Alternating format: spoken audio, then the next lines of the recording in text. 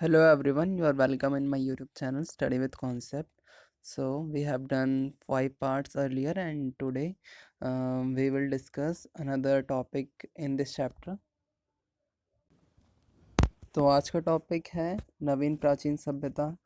तो कालांतर में 20वीं शताब्दी के आरंभिक दशकों में दयाराम साहनी जैसे पुरातत्वविदों ने हड़प्पा में मोहरे खोज निकाली। तो इसमें हमें पढ़ना है बेसिकली जॉन मार्शल के बारे में कि जॉन मार्शल कौन थे और मार्शल ने भारत को जहाँ पाया उसे उससे 3000 वर्ष पीछे जाके छोड़ा। तो जैसा कि आप देख सकते हैं कि ये जो भी हमें पुरावस्तुएं मिलती हैं उसका स्तर विन्यास की कुछ विधियां होती हैं जिससे हम ये पता लगा सकते हैं कि वो चीज़ कितनी पुरानी है।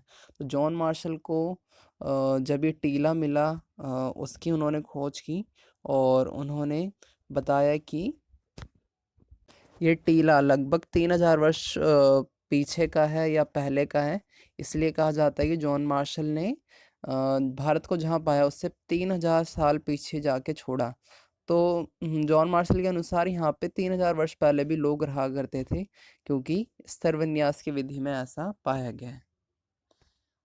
और ऐसा हमें एस.एन. राव अपनी एक पुस्तक the story of Indian archaeology में बताते हैं कि मार्शल ने भारत को जहाँ पाया था उससे 3000 वर्ष पीछे जाके छोड़ा। तो ये टॉपिक आपको बहुत ज़्यादा इम्पॉर्टेंट है एग्ज़ाम के प्रोस्पेक्टिव से। तो भारतीय पुरातात्विक सर्वेक्षण के पहले जनरल डायरेक्टर जॉन मार्शल थे और आगे चल के 1944 में भारतीय पुरातात्विक सर्वेक्षण के नए जनरल डायरेक्टर बनते हैं आर.एम. व्हीलर। व्हीलर ने जो भी किया वो जॉन मार्शल के कार्य को आगे बढ़ाया और उन्होंने नई तकनीकों और नए प्रश्नों का प्रतिपादन किया। अगला हमारा टॉपिक है अतीत को जोड़कर पुराण पूरा करने की समस्या है। यानी जो पुरातत्वविद होते हैं उनको क्या क्या समस्याएं आती हैं, उनको किस किस चीज़ों का सामना करना पड़ता है, ऐसे कौन से प्रश्न होते हैं यदि वो पुरातत्वविद उत्खनन का कार्य करते हैं उसके दौरान उन्हें जो भी वस्तुएं मिलती हैं उससे रिलेटेड। तो खोजों का वर्गीकरण आप देख पा रहे हैं 11वां टॉपिक है। तो खोजों का वर्गीकरण पुरातत्वविद कई तरीक़ों से करते हैं। जैसे हम जानते हैं कि पुरावस्तुओं को उनकी प्रयुक्त पदार्थों के आधार पे हम पता लगा सकते हैं कि उसका वर्गीकरण किस आधार पे किया जा सकता है कि वो किस चीज़ से संबंधित होगी। तो पुरावस्तुओं के निर्माण में प्रयुक्त पदार्थ के आधार पे उसका विश्लेषण किया जा सकता है, जैसे पत्थर, धातु, हाथीदांत आदि।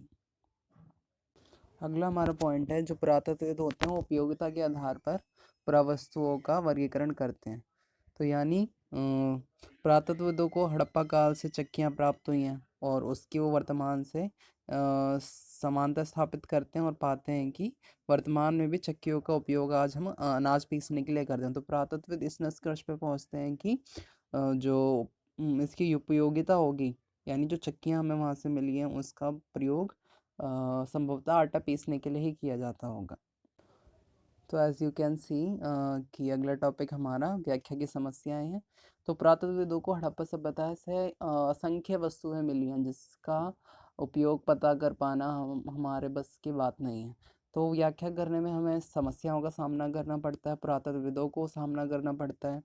जैसे कि आप ये देख पा रहे हैं कि यह एक मातृ देवी की मूर्ति है या फिर किसी स्त्री की मूर्ति है। और जैसा कि इससे पहले हमने देखा था कि जो पुरोहित राजा था वो या फिर या वो किसी एक राजा की मूर्ति थी या फिर वो किसी देवता की मूर्ति थी।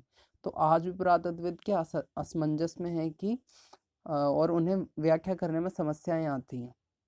जो पुरातत्वविद हैं उनको कई सारी समस्याओं का सामना करना पड़ता है।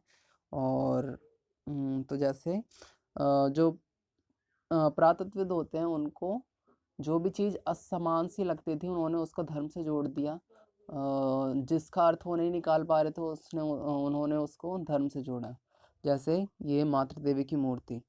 तो मातृ देवी की मूर्ति हमें एक नारी की मूर्ति वहाँ से हमें प्राप्त हुई है जिसके शीर्ष पर विस्तृत प्रसाधन है। यानी ये आप देख सकते हो कि इनके शीर्ष पे कितना जटिलता से काम किया गया है और इन्हें मातृ देवी की संज्ञा दी गई है। फिर उसके बाद पुरोहित राजा का मैंने आपको पहले बता दिया है पहले लेक्चर में कि एक दुर्लभ पत्थर से बनी हुई मूर्ति प्राप्त हुई है जिसने घुटनों पर हाथ रखा हुआ है। और इस मूर्ति को देवता बताया जा रहा है, लेकिन कुछ ये कहते हैं कि ये पुरोहित राजा की मूर्ति भी हो सकती है। और आगे चल के हमने देखा था हड़प्पा सभ्यता में स्नानागार एक महत्वपूर्ण जगह थी। स्नानागार, जो पुरातत्वविद हैं उनके अनुसार स्नानागार का प्रयोग अनुष्ठानिक कार्यों के लिए किया जाता होगा। तो लास्ट में आपको मिलेंगी मोहरें।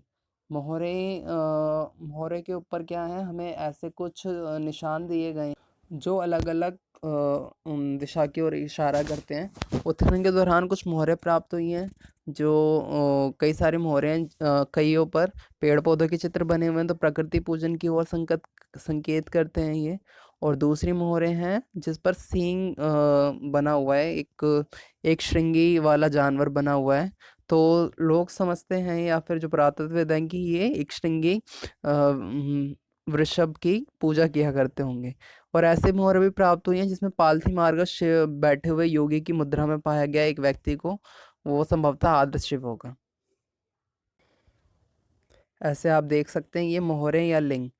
तो पुरातत्वविदों को कुछ भी त्वरित उत्तर वहाँ से नहीं मिलता है कि हड़प्पा सभ्यता में धर्म से जुड़े हुए विषय क्या थे, लेकिन जो भी चीज़ उन्हें अटपटी सी लगी उन्होंने उसे धर्म से जोड़ा, चाहे वो मोहरे हों, चाहे वो आर्तशिव हों, या फिर पुरोहित राजा हो, या फिर मातृ देवी की मूर्ति हो। जहाँ तक स्नानागार का सवाल है, वो भी एक अनुष्ठानिक कार्य के लिए प्रयोग किया जाता था। तो इस प्रकार हमने सारे पार्ट्स कवर कर लिए इन दिस वीडियो। तो निष्कर्षतः हमारा पहला चैप्टर कंप्लीट हुआ। Thank you for watching it and keep subscribing.